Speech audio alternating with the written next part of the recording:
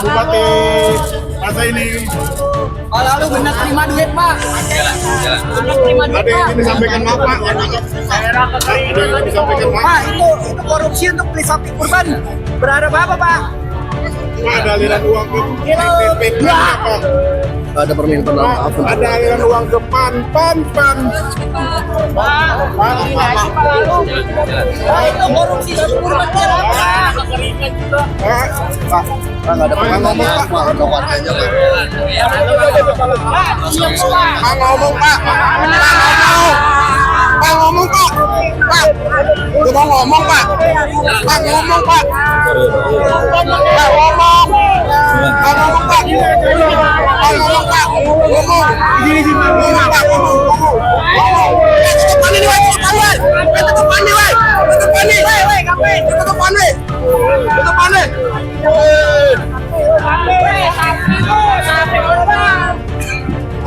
Muntah nih, kebanyakan korup. Tahu apa? Sapinya mana sapinya? Ada sapi. Sapinya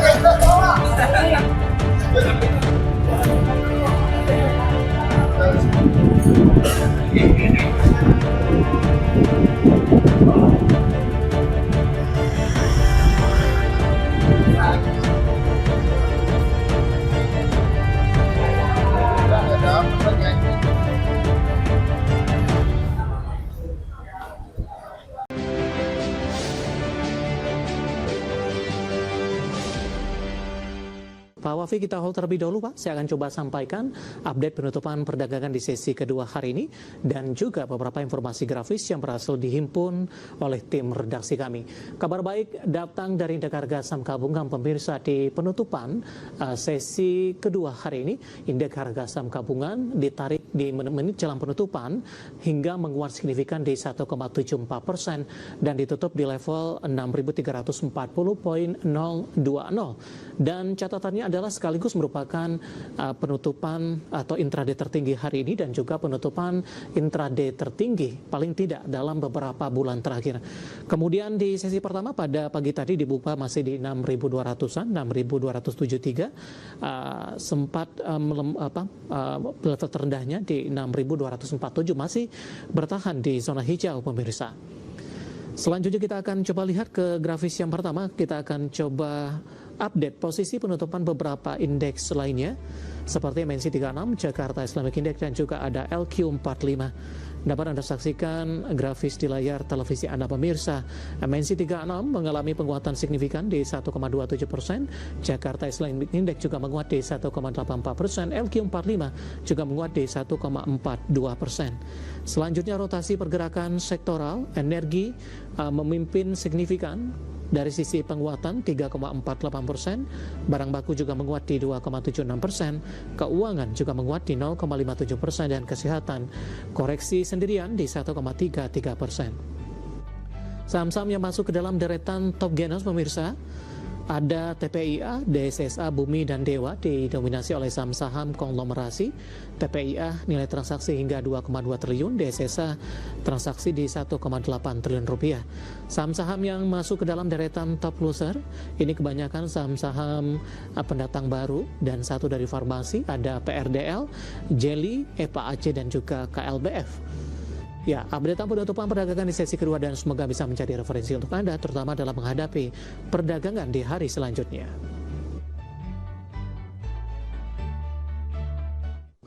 Terima kasih untuk Anda yang masih bergabung bersama dengan kami dan di segmen ini kita akan review jalannya perdagangan pemirsa. Hari ini harga saham gabungan kembali rebound signifikan dan kami ingatkan kembali Anda masih bisa berpartisipasi di WhatsApp interaktif seperti yang tertera di layar televisi Anda nantinya. Dan saat ini kami sudah terhubung melalui Zoom bersama dengan Bapak Muhammad Wafi yang merupakan Head of Research Korea Investment dan Sekuritas Indonesia atau KISI. Kita akan langsung sapa saja Pak Wafi, selamat sore, apa kabar Pak? Selamat sore Pak David, kabar baik, terima kasih. Terima kasih juga Pak Wafi sudah meluangkan waktu di IDX Channel. Hari ini hari ke-9 Pak Wafi, Indeks Harga Saham Gabungan masih melanjutkan tren penguatan Pak dan juga berhasil memangkas dari sisi pelemahan Di bulan Juni lalu sempat ke 5.300-an dan saat ini sudah berada di atas level 6.300-an. Review secara teknikal Pak dan pola pergerakan indeks harga saham gabungan jangka pendek hingga jangka menengah. Ya memang kalau kita lihat IHSG untuk saat ini masih mengalami technical rebound ya, dan rebound yang terjadi memang masih belum mengkonfirmasi sinyal reversal ke fase bullishnya nih Pak David. Saya melihat masih ada resistance bearish channelnya yaitu di level 6.400. Jika mampu breakout level itu maka baru akan konfirmasi sinyal reversal dari fase bearish menuju ke fase bullish.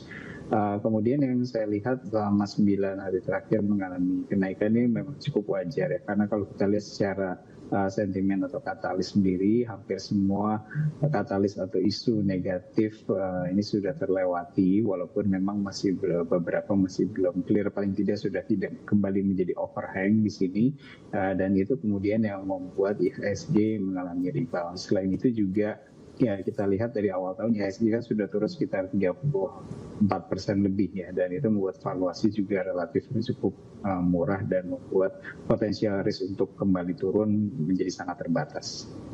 Baik, emiten yang paling banyak dibeli asing terutama di penutupan perdagangan di sesi pertama siang tadi.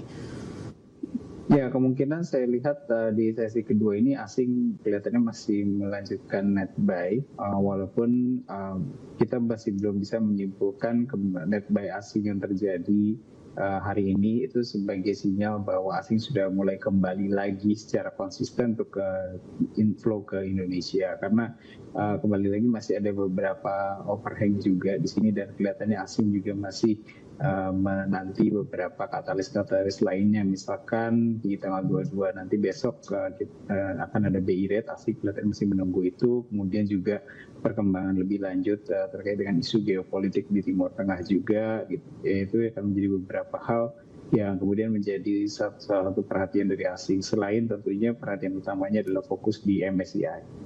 Baik, Pak Wafi, dari pandangan Anda, proyeksi mungkin ya untuk besok Bank Indonesia, konsensus tadi sudah kita sampaikan di dalam sentimen tadi, banyak yang memproyeksikan kenaikan akan menjadi 6%, bahkan ada beberapa pihak juga, justru beberapa pihak juga menyatakan ini akan tetap dipertahankan. Dari analisis Anda seperti apa Pak? Apakah 6% atau Bank Indonesia akan tetap mempertahankan suku bunga di tengah kondisi perkembangan ekonomi domestik sejauh ini? Ya, jika saya melihat pergerakan dari sisi nilai tukar rupiah yang memang walaupun masih cukup tinggi tapi sudah meninggalkan level 18.000, kelihatannya itu akan menjadi ruang bagi Bank Indonesia untuk mempertahankan nilai tingkat suku bunganya itu sendiri pada itu, karena kalau kita mengingat-ingat lagi yang menjadi salah satu alasan utama kenapa BI menaikkan BI rate-nya atau 7 days reverse repo rate-nya di tahun ini, itu adalah karena concern terkait dengan nilai tukar rupiah kita yang sudah tembus ke 18.000, dan sejauh ini saya lihat rupiah sudah meninggalkan level itu 18.000 kembali ke level 17.000, sehingga menurut saya menjadi less concern bagi BI untuk kemudian kembali lagi menaikkan tingkat suku bunganya, karena jika kembali dinaikkan tentu ini akan beresiko terhadap dari sisi inflasinya juga, kemudian dari sisi capital outflow juga, cost of fund-nya juga akan terdampak juga, jadi banyak resiko yang harus dipertimbangkan di sini.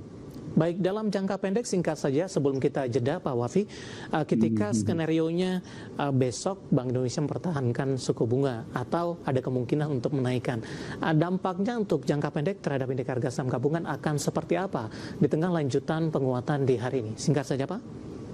Jika dovish artinya flat atau justru diturunkan, itu akan positif terhadap IHSG. Jika hawkish atau dinaikkan BI rate-nya, kemungkinan akan memberikan tekanan bagi IHSG. Baik, Pak Wafi, menarik, nanti kita akan lanjutkan kembali, kita akan jeda terlebih dahulu di tengah perkembangan yang ada. Saham-saham apa saja yang Anda rekomendasikan, dan pemirsa kami akan segera kembali sesaat lagi.